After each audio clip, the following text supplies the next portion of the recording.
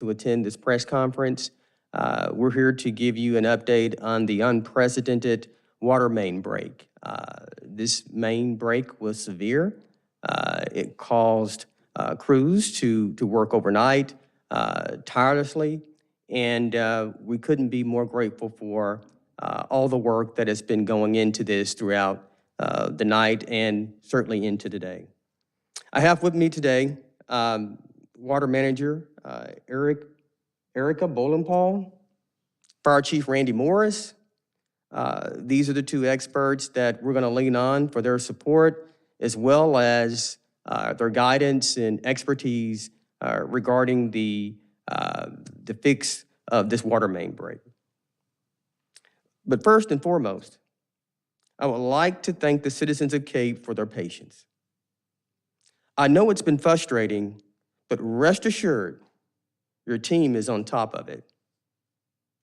I'd also like to thank some of our partners in the community, Sam's, Walmart, and yes, Cape Girardeau County for stepping up. We're excited about the partnerships with these agencies. We continue to move forward, and we know that they're going to be there for us when we need them. I'm going to take a step back and just give you an overview of what transpired over the last 48 hours. All of City of Cape Girardeau water customers in the near the city remain under a boil notice all week. Customers should limit water usage to essential needs and use bottled water or water that has been boiled. Following a significant water main break Monday, October 3rd, the system began to lose pressure, resulting in a water boil advisory to 14,000 customers, which expanded to all city customers overnight. Due to low pressure, the water plant had been shut down, and all customers could lose water until the system is restored. Workers hope to have the pipe repaired today, but the boil advisory will continue until further notice. I would like now for Erica to step forward and give us an update as to where we are and the progress that's being made throughout the night. Erica? Thank you, Dr. Haskin. So in the water industry, we generally like to fly under the radar. We like for the citizens to not think about where their water comes from. It's a good day when the people can trust that their water is safe and they don't think about where it comes from. Yesterday and today were not good days. It was about 4 o'clock yesterday that we received notice of what appeared to be a very significant main break. We noticed this immediately at our water plant, where we started losing pressure immediately. We started receiving phone calls that water was gushing down the street at Big Bend. We mobilized crews immediately. They spent the next several hours working to isolate this main. It is a 14-inch water main that feeds a large majority of the city of Cape Girardeau. So we worked to shut down numerous valves in an attempt to isolate this break so we could excavate it and make repairs to it. We are still forecasted to have that repaired this afternoon. At that point, we will start reopening those valves that we had shut down and slowly reintroducing water back into the system. Our water plant is fired up, it's ready to go, and we are prepared, again, hopefully very soon this afternoon, to start sending water back out to the city. Now, at that point, if you have water now or when you receive water later this evening, it does need to be boiled before it's consumed. Additionally, since we are seeing so much strain in the system and trying to get it back online, we do ask that customers continue to conserve water and limit any unnecessary use. So with that, I'll pass it over to Chief Morris. Good afternoon, thank you. I'd like to speak a little bit about, from a fire protection standpoint, and what we're also doing in emergency management to help the community recover from this incident. Yesterday evening, I was notified about the water main break as well. We quickly learned that that was going to be an issue as far as fire protection in the community. So we reached out to our community partners, our county fire departments in the rural areas who have tankers, which includes water on wheels.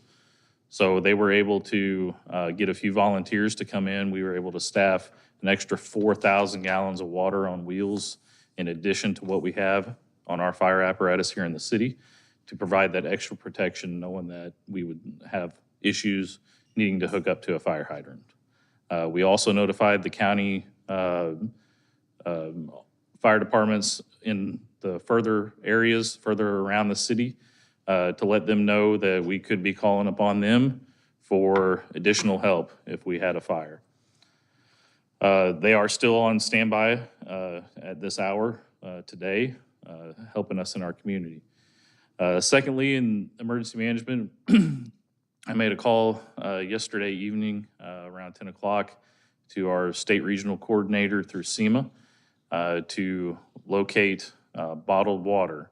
We're working on that right now to get some bottled water distribution points set up here in the city for those who are in need of bottled water while we have this temporary outage.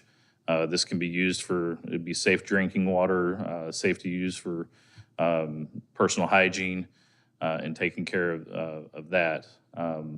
So we're waiting on some of the folks that we contacted in our region and even outside our region had indicated that a lot of their water had been distributed to the Florida area from the hurricane. So they were on short supply, but we are having some luck getting some bottled water cases by the pallet into the community. We should have some this afternoon, and hopefully tomorrow we would have even more early morning hours. So stay tuned to the city social media on those locations and when we'll have that available later on. Thank you. Thank you, Chief. Folks, we're in this together. Again, as I mentioned earlier, this is unprecedented for a break to happen at this time and the size of the break. It's something certainly we're concerned about. We've been on top of this since it happened. I'm so proud of the men and women that have been out there every single day since this break took place, working tirelessly to fix the problem. And we anticipate responding again in the coming hours with a statement from the city regarding the status of the fix. Right now, again, I just want to suggest or encourage everyone to stay tuned. Continue to check in on our Facebook page as well as our city website because we've got able-bodied people that have been working throughout the night to continue to keep you updated. And as far as we are right now, I guess we'll go ahead and open it up for questions. Yes. Do we have any indications of what the cause of the break was at this moment, or are we still waiting on that? Right, so all indications point to this being a result of the drought that we're in right now, and that's kind of a double-edged sword for us. So not only is the ground dry, which is causing movement, but additionally, it's put a significant strain on the water system itself. So we've been putting out high pressures and high volumes of water. What's the difference between a boil water order and a boil water advisory? A boil water order is mandated, and it is when there is a known contaminant or known risk within that water. We do not have a known contaminant or a known risk in our water. At this point, it is unknown, which is why it's an advisory. It is suggested that you boil your water before you consume it, but again, we don't have any known contaminants in the system.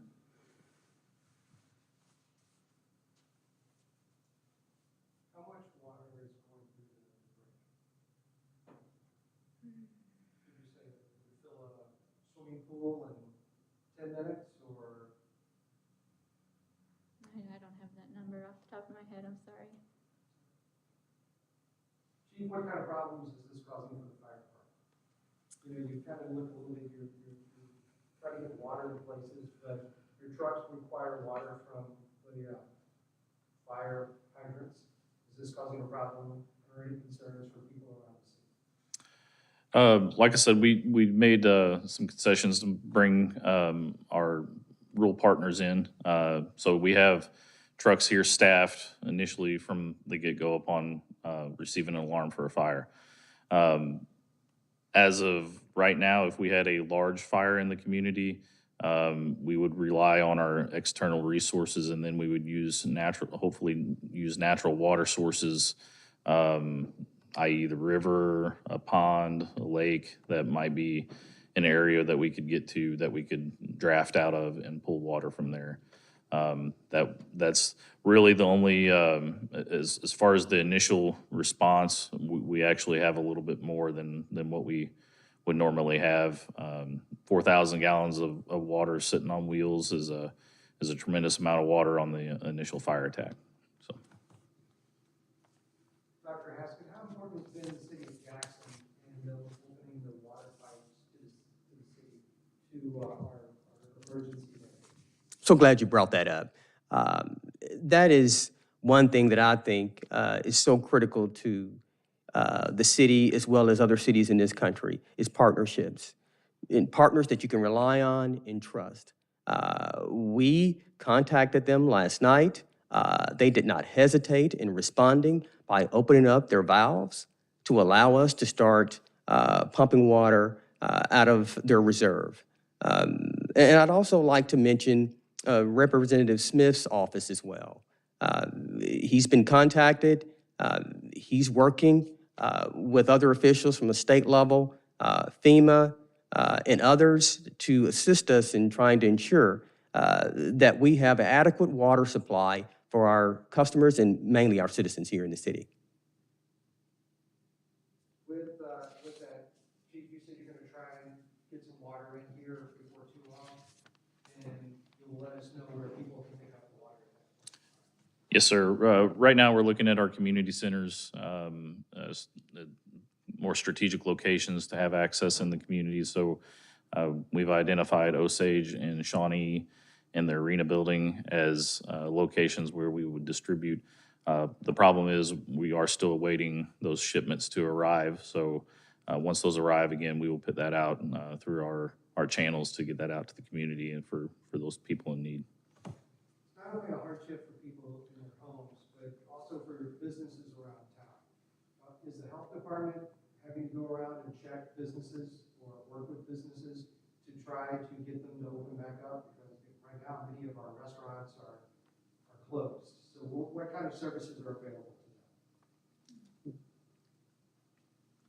I don't think I have an answer to this one. Okay. Yeah. Well, I think we have been in contact with the health department. I think they are in the process of trying to reorganize and come together and work with us to try to help those businesses, because we have heard this morning from some of our businesses, mainly our restaurants. And so we anticipate that progressing throughout the day. What information are you telling the schools such as SEMO and K Public Schools about when they can reopen? Well, right now, we're going to wait a couple of hours before we make that determination to truly ascertain exactly where we are with respect to the break and, more importantly, the fix. Last night, I had several conversations with the school officials. They obviously heeded the alert, and they responded quickly to ensure that they protect the interest of their citizens. When it comes to the pipe you were talking about, doesn't look like that we're going to get rain anytime soon. How concerned are you about other pipes in the system? Are we using old pipes? Is this a problem with that? Or the wrong type of pipes to deal with this weather? What are we looking forward to? Yeah, that's a very valid question and valid concern. So this pipe in particular was put in place in 1931. So it is 91 years old, and we have certainly got our use out of it, I'd say, at this point. We have a list of capital improvements for these types of areas where we have the older infrastructure in place that we would like to replace. And that is part of our CIST program, that these kinds of projects are on the list to replace some of this aging infrastructure, and this would be a prime candidate. How much of our infrastructure is in that age of 90 years old when it comes to your water pipes? Certainly a significant portion of downtown and the older parts of town, that's where you're gonna find the older pipes. I hate to put a percentage on it. Maybe 20%. Is there anything that you can do to watch for movement of dry, the earth compacting due to the drought, to kind of keep an eye on these pipes in the future before we move forward? Not that I know of. I'd like to mention another agency we've been working with, which is the Missouri Department of Natural Resources. They have been with us step by step, initially last night and through this morning. They are in town right now, watching what we're doing at the water treatment facility. And when we get the system back online, what they're going to do is require us to do 2 days of 20 representative bacteriological samples across the system to ensure that there is, again, no bacteria in that system and it's safe to drink. So that is the plan when we get the system back online, and DNR is right there with us. So the process, when it comes back online, you do a test, you get the results, but you do another test and wait for the results to come in, and then you can say it's good. Once it opens up, should people run their water for a bit to get any old water in their pipes out of the way? We do expect that we will have quite a bit of sediment stirred up as a result of this event, and so we will be doing flushing activities over the next few days, and certainly if residents see some discolored water, they should do the same internally. Would you characterize the fix that's happening right now as one more of a temporary nature, or will this be the permanent fix? This is a permanent fix.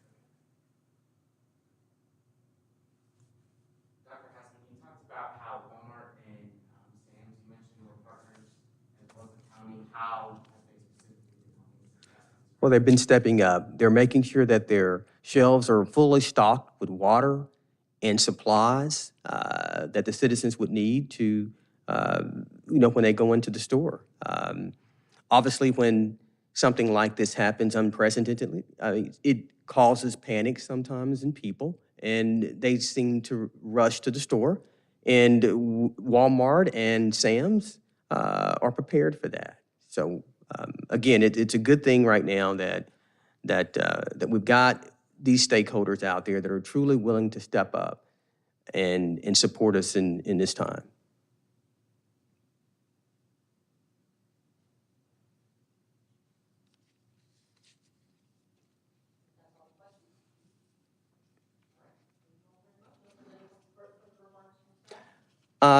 Just only that we continue to thank the community for their patience. And I know the mayor and the council would like to extend their gratitude and support for that as well. They're on top of this. They're communicating with me on basically a 5 to 10 minute basis to ensure that the needs of their citizens and their wards are taken care of. So I just wanted to make sure that you guys knew that.